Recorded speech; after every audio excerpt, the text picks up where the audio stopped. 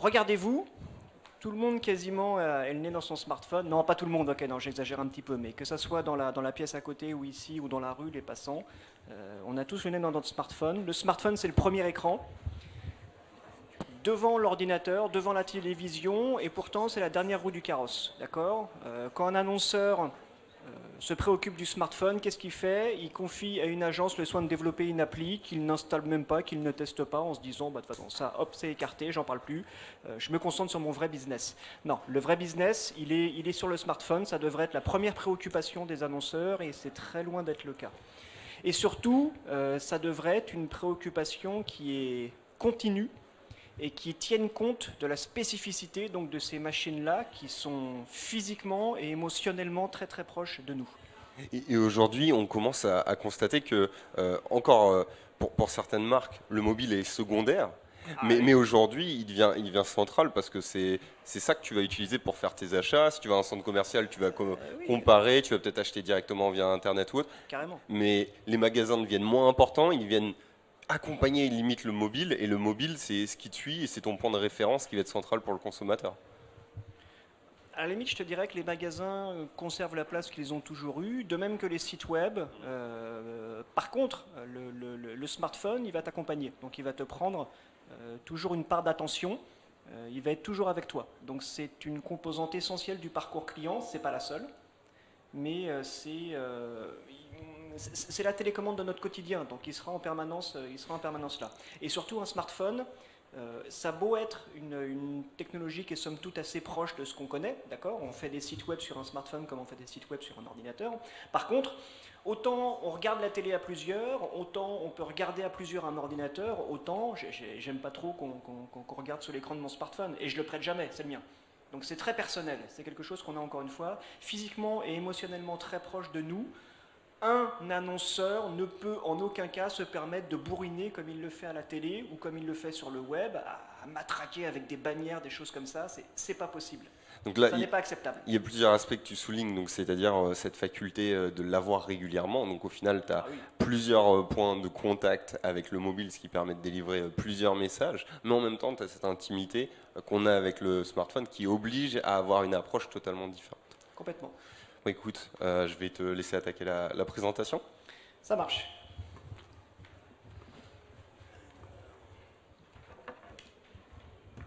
Donc, je crois que tout le monde est là. En plus, on a la porte qui est fermée, donc c'est parfait.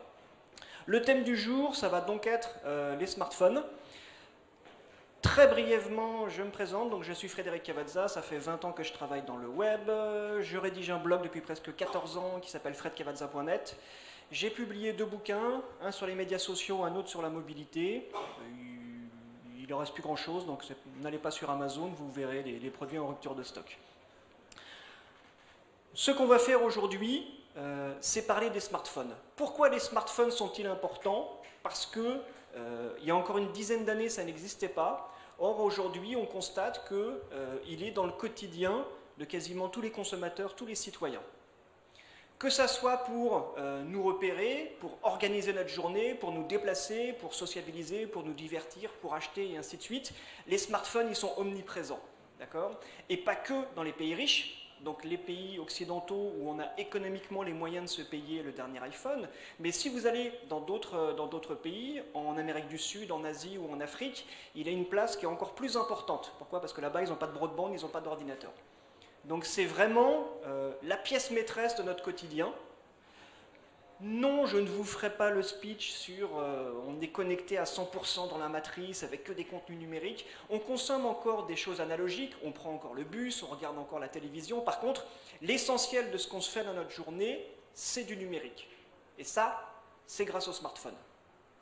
Donc si le quotidien des consommateurs a changé, les réflexes des annonceurs, eux aussi, ils doivent changer. D'accord? Je sais bien qu'on a fait des fortunes avec le modèle de consommation de masse tel qu'on le connaît, donc des médias de masse qui font la promotion de produits manufacturés en masse, qui sont distribués dans la distribution de masse, et ainsi de suite. Ce modèle, il a bien fonctionné, il fonctionne bien encore, mais on en voit les limites aujourd'hui. On en voit les limites avec la fragmentation de l'audience, on en voit les limites avec la volonté en fait des consommateurs de consommer mieux, de consommer de façon plus précise, de consommer de façon plus intimiste. Ils veulent des produits qui leur ressemblent, ils veulent des produits qui correspondent à leurs besoins, à leurs attentes et ainsi de suite. Donc ça complique cette logique de masse qui a très bien fonctionné pendant des décennies, là-dessus on est tous d'accord, mais qui aujourd'hui montre ses limites. Donc voilà pourquoi aujourd'hui il faut essayer de changer d'état d'esprit, il faut essayer de se mettre dans une dynamique où on va non pas faire tourner, on va dire, l'essentiel de l'activité autour de la production, il faut que je produise plus pour faire des économies d'échelle, mais plutôt autour de la personnalisation, autour de la contextualisation.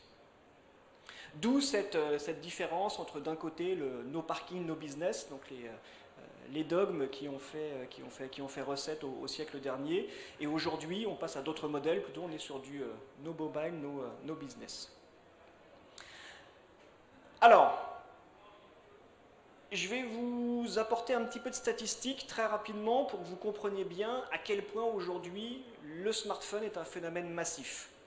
Il y a aujourd'hui quasiment 3 milliards de smartphones en circulation. En fonction de ce qu'on considère être comme un smartphone ou non, 3 milliards c'est énorme. Rien que l'an dernier, il s'est vendu 1,5 milliard de smartphones. Moins de 300 000 ordinateurs à côté de ça. 300 millions. Donc c'est vraiment sans commune mesure. Le taux de renouvellement des smartphones, c'est tous les 2 ou 3 ans. Le taux de renouvellement des ordinateurs, ah bah il n'y a pas. Voilà. En entreprise, éventuellement, on vous le renouvelle. Dans le foyer, bah, vous avez acheté une tablette, donc pas besoin. Voilà, il n'y a pas, il n'y a plus. C'est terminé. Aujourd'hui, ce qu'on est en train de vivre, c'est la fin de l'ordinateur individuel dans les foyers. Ils ont été remplacés par les tablettes. On a un budget qui n'est pas extensible, donc on a des habitants, des citoyens, des consommateurs qui, somme toute, consacrent leur budget au smartphone, donc ils ne renouvellent plus l'ordinateur au foyer. C'est terminé, on n'en parle plus.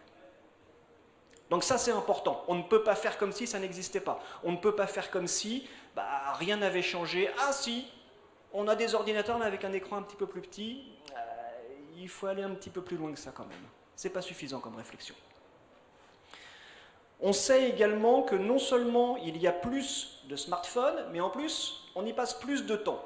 D'accord ? Ça c'est pas moi qui le dis, ce sont les statistiques mondiales, où on a effectivement sur la base de la planète, donc des stats qui nous viennent de StatCounter, des connexions mobiles qui sont supérieures aux connexions à travers un ordinateur. Ça, c'est en nombre de connexions, et en termes de temps passé, là, il n'y a pas photo. C'est ce que vous voyez en bleu clair. Là, vraisemblablement, on a une disproportion qui est, on va dire, flagrante. Donc, on passe beaucoup plus de temps sur son smartphone que devant son ordinateur. C'est peut-être un petit peu dur pour vous d'appréhender ça, parce que toute la journée, j'imagine que vous êtes devant un ordinateur, mais ça, c'est une minorité de la population. D'accord ? Ça, c'est très typique aux Parisiens, aux gens du marketing, de la communication, et ainsi de suite. Sinon, c'est pas comme ça. Vous avez une question ?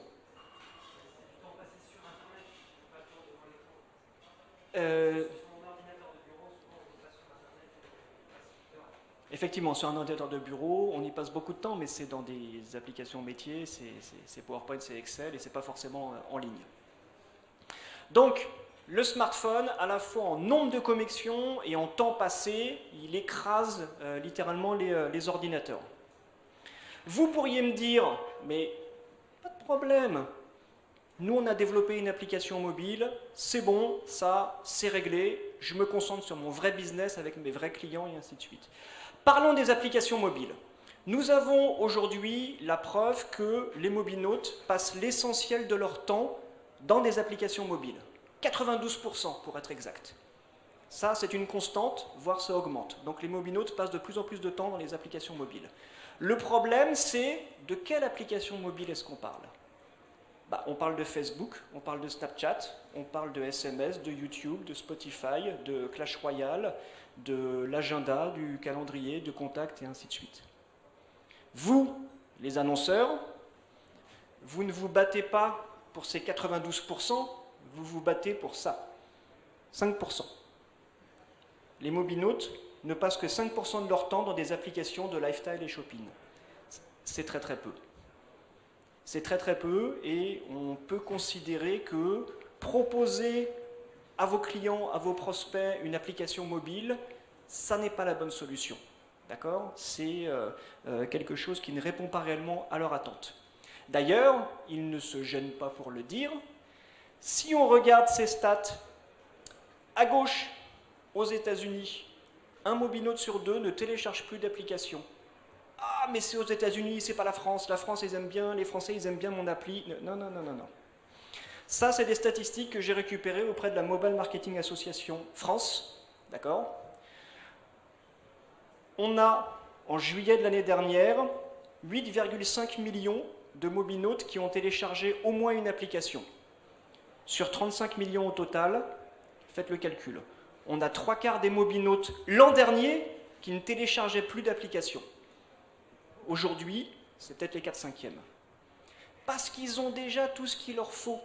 D'accord? Ils ont déjà Facebook, ils ont déjà Google, ils ont déjà YouTube, Instagram et ainsi de suite. Ils ont déjà eBay, SNCF, l'appli de leur banque. C'est pas la peine d'en rajouter. D'accord? Ils n'ont pas nécessairement envie de faire plus. Peut-être qu'ils n'ont pas la place sur leur smartphone parce qu'ils ont de la musique, des photos. Peut-être que ça les saoule parce que c'est compliqué à télécharger, parce qu'on leur demande un email, un mot de passe, un machin, un bidule, et ça les gonfle. La vérité, c'est qu'en fait, au quotidien, un mobinote, il utilise à peine une dizaine d'applications. Et c'est toujours les mêmes. C'est le calendrier, c'est les emails, les SMS, Facebook, Instagram, et ainsi de suite. C'est pas la vôtre, ne rêvez pas. Ça ne fonctionne pas comme ça. Donc très clairement, aujourd'hui, on est face à un problème. Le problème étant que la majorité des annonceurs ont choisi un format de présence sur les smartphones qui n'est pas le bon. Cette fameuse application mobile, avec le fantasme de dire « Ah, mais au moins avec une application mobile, ils n'iront pas voir ailleurs, au moins je suis sûr que c'est moi, que c'est... » Non, ça ne fonctionne pas comme ça. C'est comme si vous me disiez « Pourquoi j'irai sur Internet ?» Non, je vais développer un logiciel. Comme ça, les clients, avec leur ordinateur, ils vont lancer le logiciel et ils seront captifs, il n'y aura pas de concurrence, il n'y aura pas de... Mais d'où est-ce qu'ils vont installer un logiciel? Ça ne va pas la tête. Ils ont un navigateur, ça leur suffit. Ça leur suffit. Et bien c'est pareil sur un smartphone. Vraiment, c'est important et j'insiste sur ce point-là. Ce qui n'est pas normal, c'est le traitement que l'on inflige aux clients ou aux prospects. Ce processus qui consiste à lui dire non, déjà d'entrée, tu vas commencer par télécharger 20 mégas d'application, après tu vas aller la chercher dans ton tiroir d'application parce que forcément c'est plein sur les écrans principaux, donc il faut aller tout à droite ou tout à gauche pour aller récupérer l'appli. Il faut la paramétrer, donc il faut se créer un compte. C'est mieux si on a de la 4G, sinon ça bloque, sinon on se tape une erreur système et ainsi de suite. Donc c'est pas comme ça qu'on traite un client, c'est pas possible. C'est pas possible. Vous imaginez si vous avez un client qui arrive en caisse dans un point de vente et que la fille lui dit « Ah bah attends, il faut que je déballe la caisse, que je la paramètre et après je vous encaisse. » Non, c'est soit son besoin est satisfait sur le champ, soit il va voir ailleurs. Sur un smartphone, c'est la même chose. On a essayé d'imposer de force une application mobile aux mobinotes, mais encore une fois, ça n'est pas la solution. Là, on est en train d'essayer de tuer une mouche avec un bazooka, c'est pas possible. Et en plus, accessoirement, ça coûte cher une application mobile. D'accord? C'est entre une application, on va dire, avec un minimum d'ambition, c'est entre 25 et 30 000 euros. Une application iPhone, 30 000 pour Android, 30 000 pour Windows, un petit peu de direction de projet, un petit peu de machin, ça vous fait 100 000 euros. 100 000 euros tous les ans, parce que tous les ans, il y a une nouvelle version d'Android, d'iPhone et ainsi de suite, avec des optimisations, avec des nouvelles API et ainsi de suite. C'est, en termes de retour sur investissement, ça n'est pas possible. C'est pas possible. Voilà. Donc, est-ce qu'on abandonne?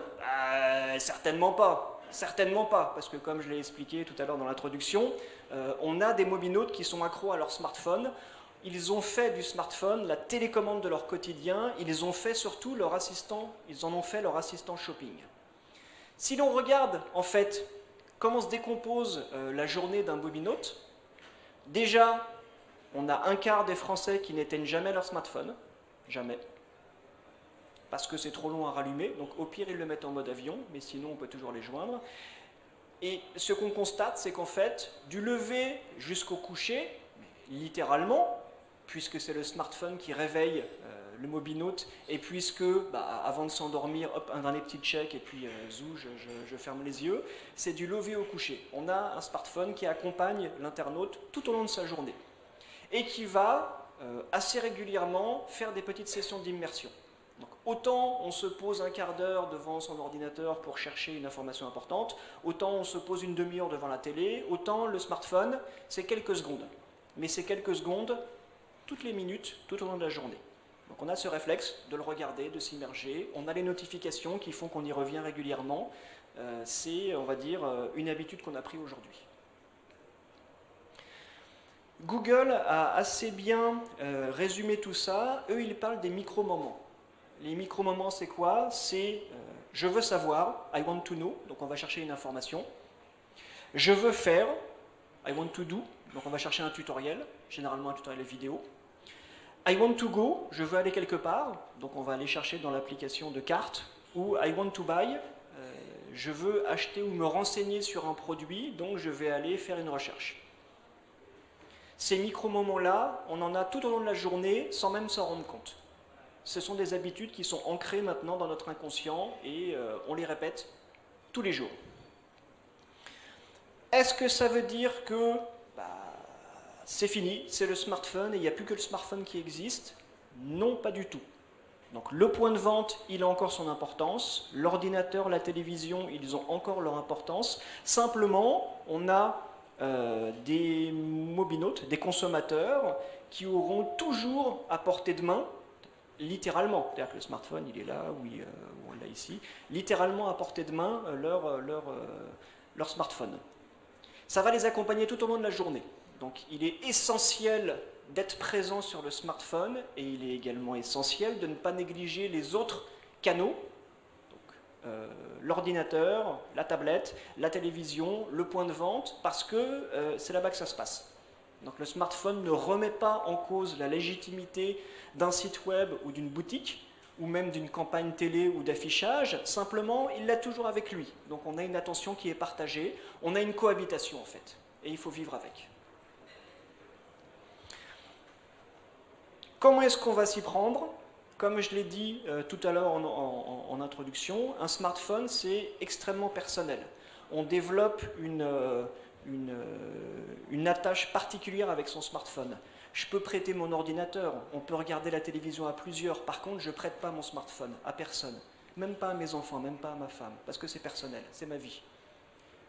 Donc quand on connaît ce lien qu'entretiennent les mobinotes avec leur smartphone, en aucun cas on peut se permettre, encore une fois, de débarquer avec les gros sabots, comme on le fait à la télévision. Vous regardez un programme, non, vous ne regardez pas le programme, c'est les pubs. Vous regardez un site web, non, vous ne regardez pas un site web, bam, un interstitiel. Ça, c'est pas possible sur un smartphone. On ne peut pas se permettre de débarquer avec des gros sabots et d'utiliser des techniques publicitaires interruptives et très très agaçantes. C'est pas possible. Il faut vraiment essayer de comprendre dans quelle situation se trouve le mobinote. Il faut essayer de comprendre dans quel état d'esprit il est. Est-ce qu'on le dérange, est-ce qu'on ne le dérange pas? Quelles sont ses préoccupations? Et surtout, essayer d'arriver à identifier le bon moment pour les toucher avec la bonne offre. Je sais, on vous l'a déjà fait 10 fois, le coup de la bonne offre à la bonne personne au bon moment, au bon endroit, et ainsi de suite. C'est une question de survie, d'accord? Puisque vous ne pouvez pas échapper à la cohabitation, donc des consommateurs qui sont devant leur ordinateur ou en point de vente, mais qui ont toujours leur smartphone avec eux, il faut apprendre à faire avec. Et il faut surtout essayer de comprendre le contexte pour pouvoir être présent, être efficace d'un point de vue commercial ou publicitaire, sans déranger, sans énerver les mobinotes. Donc pour ça, quelque part, ce n'est pas une nouvelle application mobile qu'il vous faut, c'est une stratégie mobile.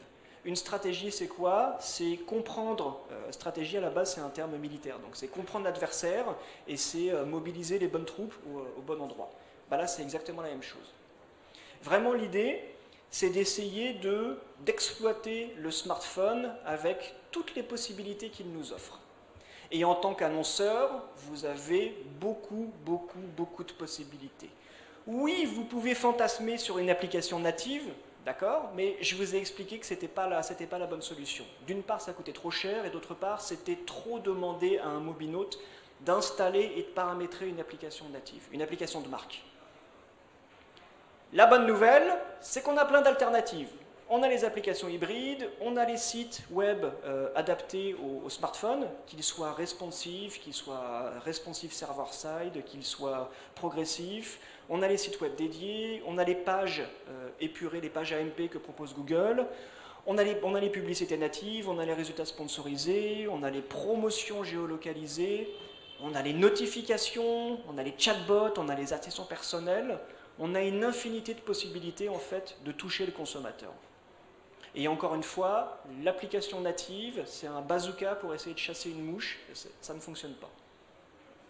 Donc l'idée, c'est dans un premier temps, essayer de voir quelle est la modalité de présence, quel est le support qui est le plus pertinent en fonction du moment de la journée et en fonction de ce que le mobinote est en train de faire. Ici, je vous ai mis des cas d'usage. Admettons que vous êtes une marque dans l'alimentaire. Quels sont les moments en fait qui seraient acceptables du point de vue du consommateur pour qu'on lui pousse une offre ou pour qu'on lui pousse une information? Quand on est en train de faire les courses, éventuellement quand on est en train de rechercher une idée recette, peut-être qu'on est en train de préparer un repas, peut-être qu'on est en train de regarder Top Chef à la télévision. Ça, c'est des moments qui sont propices. Ça, c'est des instants où le niveau d'attention et de tolérance du mobinote sera optimal. C'est à ce moment-là qu'on peut lui proposer un contenu qui va l'accrocher, c'est à ce moment-là qu'on peut lui pousser une offre où il ne va pas se sentir agressé. En dehors de ces moments, on gêne, on dérange et on est contre-productif parce que vous payez pour énerver le consommateur. Donc l'astuce, ça va consister à matcher ces micro-moments-là avec toutes les possibilités qui vous sont offertes sur un smartphone. Peut-être que dans ces possibilités, il y a une application native, la fameuse, ça peut se justifier. Pour certains business comme la banque par exemple, c'est tout à fait justifiable. Par contre, pour les autres business, c'est pas obligatoire. En tout cas, c'est pas assez. Il faut explorer toutes les possibilités offertes par les smartphones, les publicités natives, les notifications, les messages géolocalisés, les sites web adaptatifs et ainsi de suite. Il faut explorer en fait toutes ces pistes pour arriver à comprendre quel est le format qui fonctionne le mieux avec ces micro-moments. Oui? Est-ce que le micro-moment idéal, il est forcément lié au ventre? Je vois 4 micro-moments qui sont liés à... Ah bah là, on se place dans un contexte alimentaire. Donc voilà, vous êtes une marque alimentaire, une marque de, je sais pas moi, de poivre ou de steak haché. Effectivement, tout tourne autour de ça. Mais si vous êtes un voyagiste, un constructeur automobile ou autre, là c'est différent. Là c'est différent. Donc, d'un côté, on a tous ces micro-moments, de l'autre, on a toutes ces possibilités offertes. Le but du jeu, ça va être de maximiser vos ressources. Parce que ça coûte, on ne va pas se mentir. Une application mobile, ça coûte cher, un site mobile, ça coûte cher, des messages individualisés, géolocalisés, ça coûte beaucoup plus qu'une bannière de base, donc tout ça représente beaucoup d'investissement. Donc là, le but de la manœuvre, encore une fois, ça va être de réfléchir au quotidien des mobinotes, de comprendre leurs besoins, leurs contraintes, leurs motivations, leurs freins, de comprendre leur parcours client et de voir en fait quels sont les investissements qui sont les plus intéressants pour vous. Comme ça, vous pouvez lisser les investissements, vous pouvez actionner toutes les possibilités qu'offrent les smartphones, mais dans l'ordre. Sinon, vous avez un investissement qui est beaucoup trop important, et là, vous allez avoir beaucoup de mal à justifier ça à votre direction. Donc l'idée, c'est de travailler sur une feuille de route mobile, d'accord, où on va mettre en premier lieu les supports ou les actions qui ont le plus de chances de performer au bon moment, au bon endroit. Voilà pourquoi j'insiste sur la feuille de route. Et vraiment, l'objectif final, donnez-vous 2 ans, 3 ans, 4 ans, c'est le laps de temps qu'il vous faudra pour maîtriser toutes les possibilités offertes par les smartphones. Donc donnez-vous 3 à 4 ans pour pouvoir essayer d'être présent et de couvrir le plus de micro-moments possible, avec, de préférence, plusieurs possibilités. D'accord ? Donc l'idée, ça va être de cumuler en fait un site mobile, une application native, du SMS, de la notification, des offres géolocalisées, un chatbot, pourquoi pas un skills à travers l'assistant personnel. L'idée, ça va être de cumuler tout ça pour être le plus exhaustif possible et pour essayer d'être présent au moment où le mobinaute en aura besoin. Sachant que la fenêtre de tir, elle est de quelques secondes. Voilà, I want to go, I want to know, je veux savoir, je veux aller, je veux acheter, je veux un renseignement sur un produit, combien ça coûte, est-ce qu'il est dispo, est-ce que la livraison est gratuite. Ça, ce sont des questions auxquelles il faut répondre en quelques secondes. Voilà pourquoi il vous faut une feuille de route, parce qu'il vous faut investir massivement, parce qu'il faut répartir ces investissements dans le temps pour essayer de couvrir toutes ces possibilités et pour essayer de boucher en fait tous les trous de souris et d'être présent dans cette journée du mobinaute qui est longue, hein, parce que c'est du lever jusqu'au coucher. Et voilà aussi pourquoi moi j'insiste sur la notion de parcours publicitaire. C'est qu'on ne peut pas se permettre de délivrer le même message tous les jours de la semaine, même le week-end, et à tous les endroits. On a aujourd'hui une armada de technologies pour contextualiser, pour personnaliser les messages, à la fois en fonction du profil du mobinaute, mais aussi de l'heure de la journée, du temps qu'il fait dehors, de l'endroit géographique où elle se trouve, du lieu d'où elle était, du lieu où il va, et ainsi de suite. Donc on a toutes ces possibilités ouvertes et elles ne demandent qu'à être exploitées pour pouvoir, encore une fois, maximiser l'impact, maximiser la performance, maximiser en fait ce que vous allez leur proposer. Et encore une fois, le mot de la fin, c'est comprenez bien que le smartphone, c'est vraiment un support qui est intime. Les mobinautes ont un rapport de proximité avec. Donc on ne peut pas bourriner comme on le fait à la télévision ou sur un ordinateur. Il faut être plus subtil, donc peut-être se détendre avec les bannières ou les SMS de pas de promo, moins 15% pour tout le temps. Venez, vous aurez moins 15. C'est pas sérieux.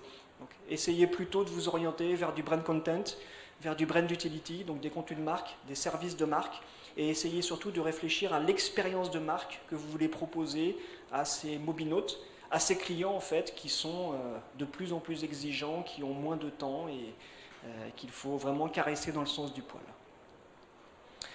Voilà, merci pour votre attention. Si vous avez des questions, je suis là.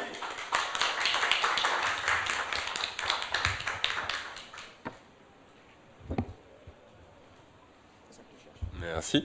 On peut prendre une question. On a encore 2 petites minutes. Pas de questions ? Ah, il faut parler dans le micro, attention. Oui, oui. Hein. Voilà. Vous avez parlé des applications pour les banques. Donc, pour une banque se doit d'avoir une application sur mobile, obligatoirement. Oui, parce que dans l'inconscient collectif, une application, c'est plus sécurisé qu'un site web. Dans les faits, ça n'a rien à voir, mais disons que c'est un service qu'un client bancaire attend de sa banque. D'accord. Ne me demandez pas pourquoi, c'est comme ça. Dans l'automobile, c'est à peu près pareil aussi. On attend de son constructeur automobile qu'il nous fournisse une application, qu'il fasse l'effort de nous fournir une application. Concernant les banques, tu as peut-être aussi le suivi, tout ce qui est notification push aussi, qui est peut-être aujourd'hui plus associé à ça, c'est-à-dire validation. Mais par exemple, on fait un paiement en ligne. On peut faire du tracking et la notification push avec un site web, hein, ça n'a rien à voir. Aussi. Ouais. Mais sauf qu'il n'est pas tant développé que ça et qui n'est pas encore ancré dans les comportements.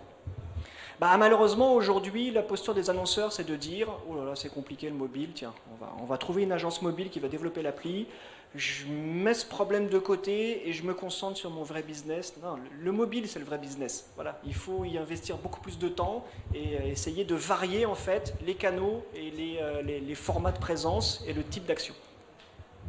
Juste rapidement, vous êtes passé sur ce que vous avez publié comme livre ou document au tout début de votre présentation. Oui.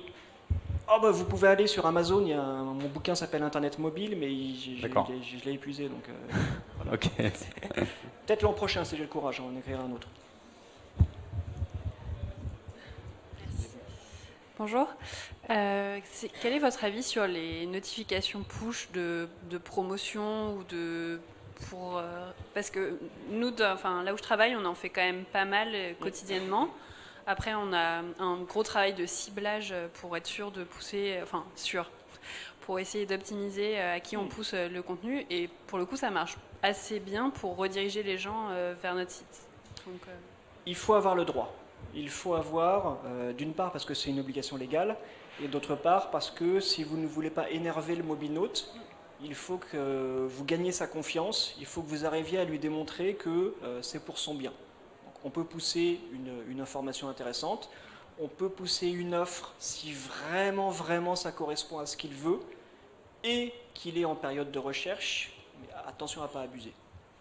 parce que En fait, le danger, c'est de reproduire les comportements qu'on a sur le web. Sur le web, quand on est un e-commerçant, par exemple, toutes les semaines, il y a une newsletter qui part avec les offres de la semaine.